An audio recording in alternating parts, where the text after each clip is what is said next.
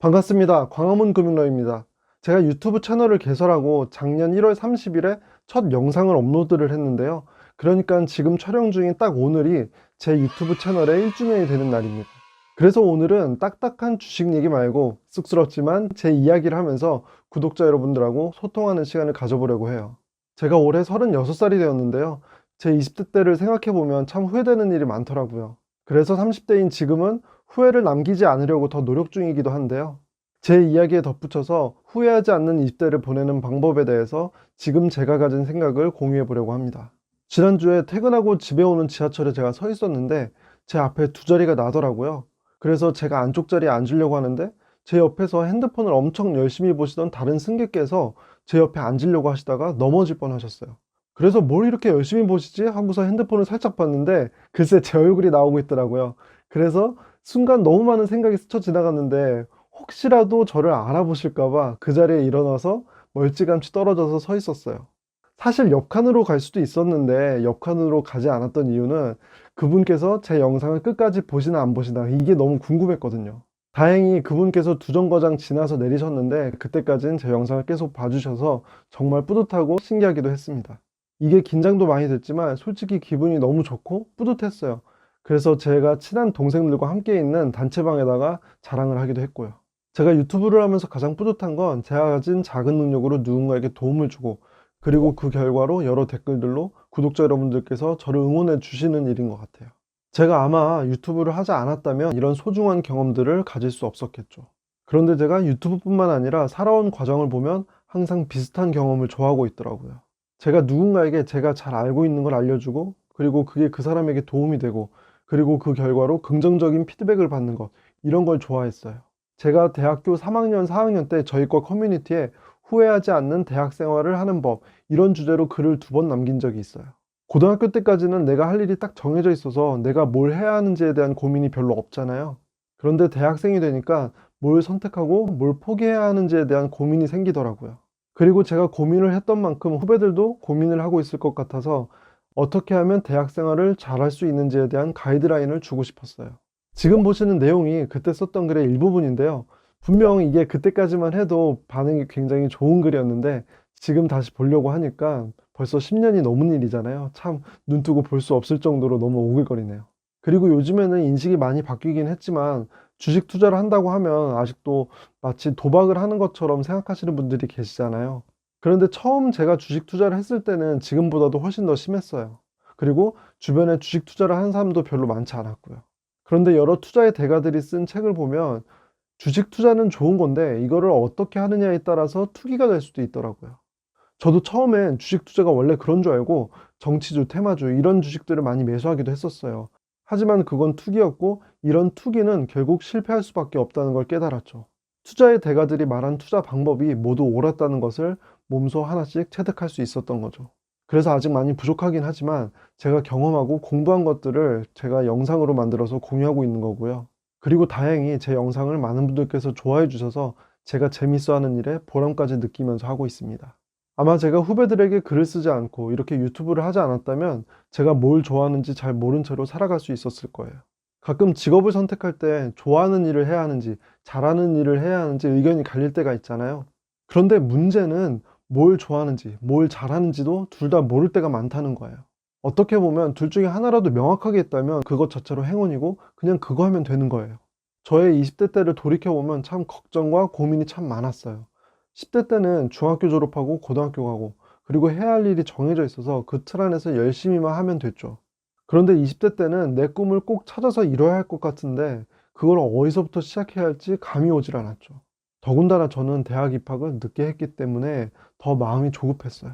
살다 보면 여러 가지 일들이 시간이 해결해 주는 것들이 참 많은데요. 그런데 내가 좋아하고 잘하는 일은 단순히 시간이 지난다고 해서 찾아지지 않아요. 오히려 시간이 지날수록 내가 살아온 방식에 익숙해지기 때문에 내가 뭘 잘하고 뭘 좋아하는지를 모르는 채로 살아가는 경우가 많죠. 처음 보는 음식이 맛있는지 맛없는지를 알려면 먹어봐야 알잖아요. 이것처럼 내가 뭘 좋아하고 뭘 잘하는지를 알려면 내가 그걸 해봐야 알 수 있어요. 결국 실행의 문제인 거죠. 그런데 사람들이 많이 알아보고 고민해 본 걸 실행해 본 걸로 잘못 생각하는 경우가 많아요. 저도 그랬는데요. 그런데 고민을 많이 해본 것과 실행까지 해본 거는 엄청나게 큰 차이가 있다는 것을 나중에야 깨달았어요. 제가 뭘 하기 전에 계획 짜는 걸 좋아해요. 계획을 짜고 그 안에 할 일들이 정해져 있고 그것들을 하나씩 해나가면서 성취감을 느꼈던 거예요. 그리고 돌발 변수를 별로 안 좋아해서 뭘 하기 전에 이런저런 모든 경우의 수를 대비하려고 노력했어요. 어떻게 보면 이렇게 철저하게 계획을 세우고 실행을 하려고 했던 건 내가 안 해본 일을 하려고 하니까 겁이 나서였던 것 같아요. 하지만 사회생활이 교과서의 문제를 푸는 것과는 많이 달랐어요. 예상치 못한 돌발 변수는 있을 수밖에 없고요. 정해진 정답은 없거든요. 그래서 뭘 하려고 보면 걱정이 많이 됐고요. 계획은 많이 세웠지만 무엇 하나 제대로 실행한 게 없었어요. 그리고 이게 제 20대에서 가장 후회하는 내용이기도 하고요. 우리는 보통 어떤 사람의 성공 스토리에서 동기를 얻고 새로운 일을 시작해 보려고 알아봐요. 하지만 분명 그 사람의 성공 스토리를 들었을 때는 해볼 만하다고 생각했는데 막상 알아보면 어려운 점이 많고요. 그리고 같은 방식으로 했어도 성공하지 못한 사람들도 많이 볼 수 있어요. 그리고 이런 사례를 보면서 지레 포기하게 되죠. 그래서 결국 실행해보지 않아서 내가 뭘 좋아하는지 뭘 잘하는지를 몰라요. 그리고 해본 게 별로 없기 때문에 나이는 먹어가지만 할 수 있는 건 시간에 비례해서 늘어나지 않죠. 이렇게 시간이 지나면 마음이 조급해지고 내가 이걸 하면 잘 될지 안 될지 이런 가능성만 보고 하지 않았던 것들에 대한 후회가 쌓여요. 한 번은 저도 이렇게 알아보기만 하다가 실행하지 않아서 큰 후회가 됐던 적이 있는데요. 제가 2013년에 어떠한 앱이 있었으면 좋겠다라고 생각해서 딱 떠오른 아이디어가 있었어요. 그리고 검색해 보니까 마켓에 그런 앱이 없더라고요. 그래서 그 당시에 이 앱을 만들어 보겠다고 가산 디지털 단지랑 선능, 역삼 이런 쪽에 앱을 개발하는 회사들이 많거든요. 이런 회사들을 수소문했어요. 제가 파워포인트의 각 페이지마다 어떤 화면과 어떤 기능이 있었으면 좋겠다라는 걸 표시를 해뒀고요. 이걸 보여주고 견적을 받았어요. 그때는 지금보다도 앱 개발하는 데 들어가는 비용이 훨씬 비쌌거든요. 그런데 제가 그때 당시에 모아둔 돈이 별로 없어서 그 앱을 만들려면 대출을 받아야 했고요. 그래서 그때 처음 마이너스 통장을 개설했어요. 그만큼 의지가 강했는데요. 그런데 결국엔 그 앱을 만들지 않았어요. 뭐랄까, 처음에는 의지가 굉장히 강했는데 점점 그 의욕이 사그러들더라고요. 알아보면 알아볼수록 힘든 일이 보였고요. 확신은 점점 사라졌거든요. 그래서 대출까지 받느니 차라리 내가 프로그래밍을 공부해서 내가 만들어 보자 이런 생각도 해봤는데요. 이것도 얼마 가지 못했어요. 시작은 아주 거창했는데 결국 아무것도 하지 않고 흐지부지 마무리가 되었죠.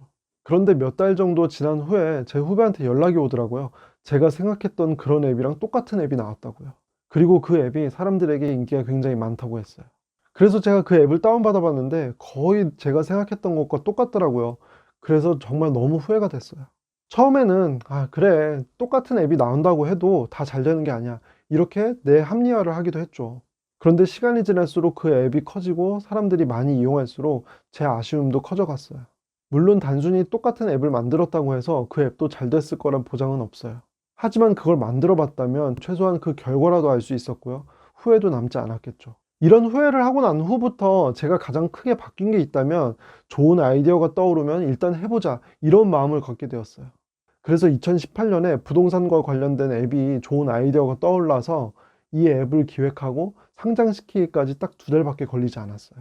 2013년에 이루지 못했던 아쉬움을 2018년인 그러니까 5년 동안이나 갖고 있었던 거죠. 그런데 제가 지금 이 자리에서 그 앱이 어떤 앱입니다 이렇게 말할 수 있을 정도로 그게 잘 되었다면 좋았겠지만 사실 서버 비용만 계속 나가고 앱은 잘 되지 않았기 때문에 주식으로 따지면 상장 폐지를 했어요.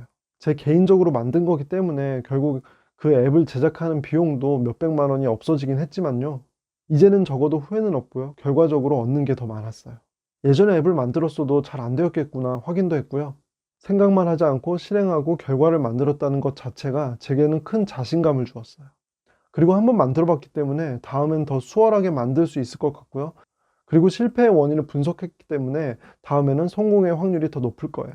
한 번은 계획만 짰고 한 번은 실패도 했지만 실패한 쪽이 얻는 것은 훨씬 많았어요. 우리가 생각만 하고 실행하지 못하는 가장 큰 이유 중에 하나가 처음부터 너무 완벽한 결과물을 만들려고 하기 때문인 것 같아요.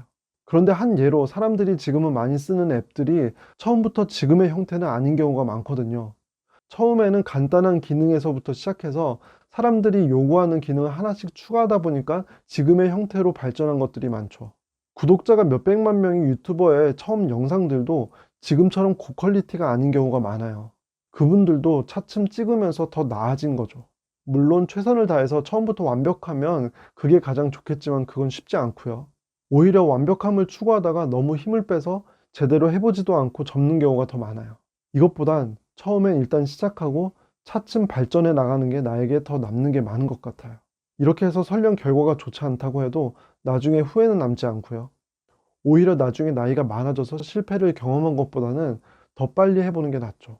그리고 나중에는 하고 싶어도 여러 여건 때문에 하지 못하는 경우도 많이 생겨요. 그럼 그 아쉬움은 평생 남을 수도 있고요. 우리는 인생의 정답을 알고 싶을 때가 많은데요. 그런데 사람마다 정답이 다 다르다는 걸 느낄 때가 더 많습니다.